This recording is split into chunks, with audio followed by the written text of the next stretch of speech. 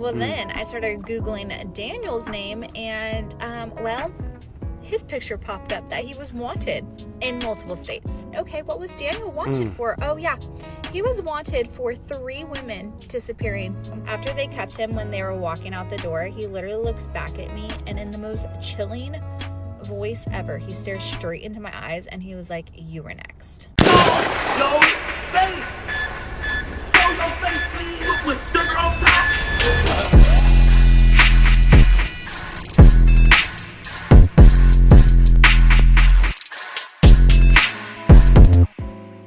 Now, I don't know what in the Jeffrey Dahmer is going on out here, but ladies, please be careful.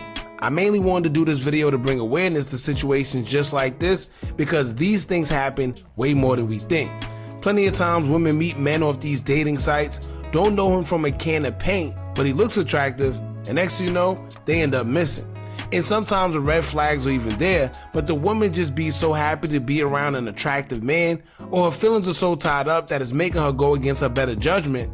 Next thing you know, she ends up disappearing. Now this story right here highlights all of those above except for the fact of her disappearing. She ignored the signs she got, pursued a man that was wanted because 2 women before her went missing, and when it was all said and done, he told her that she was going to be next. Crazy. So like I said, ladies, hopefully this bring awareness and y'all be on point more because a lot of creeps out there, and sometimes it's not always a happy ending like this one was here.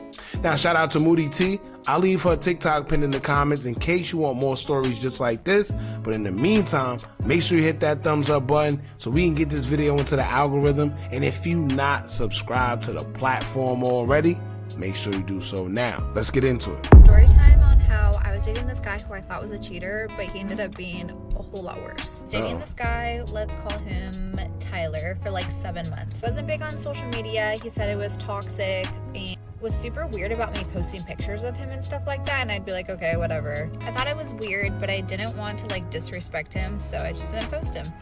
Alright, now when it comes to that, right, because I see a lot of times the ladies say, oh, if you don't let me post you, you're up to no good. Of course you got another girlfriend on the side, but it don't always be that, right? It could be one of 2 things.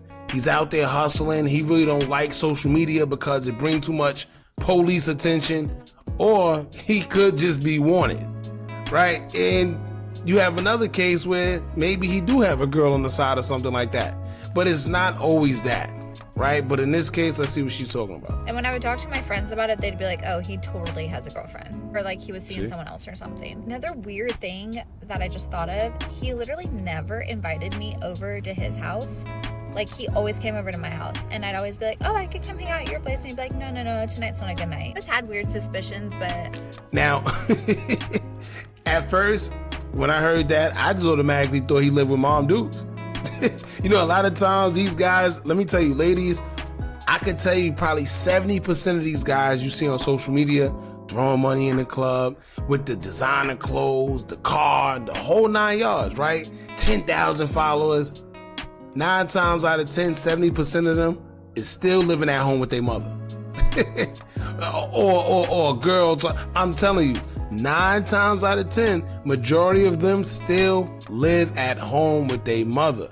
And they be scared to have people come around. So yeah, let's see. I let them roll off my back because I didn't really care. Over time, I started noticing weird things about him. Like, he always paid in cash. His phone was always on airplane mode. His family lived out of town and never visited him. And he barely really spoke of them, but it was just like super weird. After a while, I was like convinced this man was cheating on me, but I really liked him. So like, I didn't want to be like break up with him based off of like an assumption. So I kind of did some snooping. But wow, see that right there? She's getting all the red flags she need.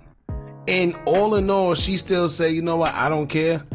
Yes, he keeps his phone on airplane mode. Yes, he has family, but for some reason he never talk about them and they never visit him. Mind you, she was with him for 7 months. You mean to tell me not a sister, a cousin, not a mother, not a nobody keep in contact with this man at all? Something ain't right. You don't even want to listen. If he don't even want to talk to his mother, how does that say he's going to treat you? Like, how would you feel if a man treat his mother bad? Of course, he can't treat you any other way.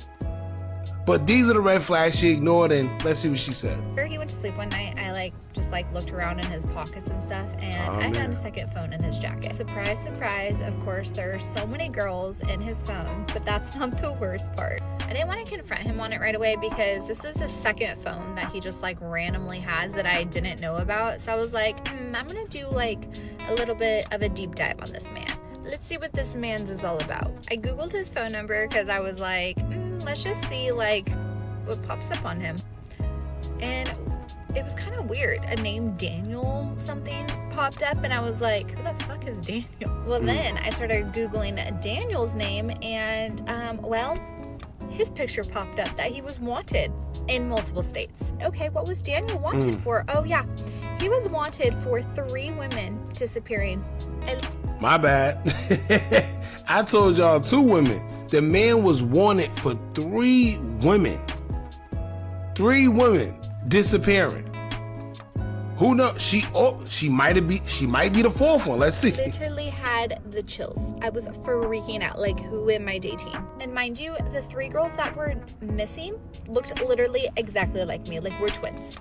You know, they say that's a lot, right? With these serial unalivers, a lot of their targets all look the same. It's like they got a type. If y'all remember Jeffrey Dahmer, his reason for only going into African American neighborhoods and targeting African Americans is because he says that police didn't care about them. So it was easier for him to get away with what he was doing because the police wouldn't care, which is crazy.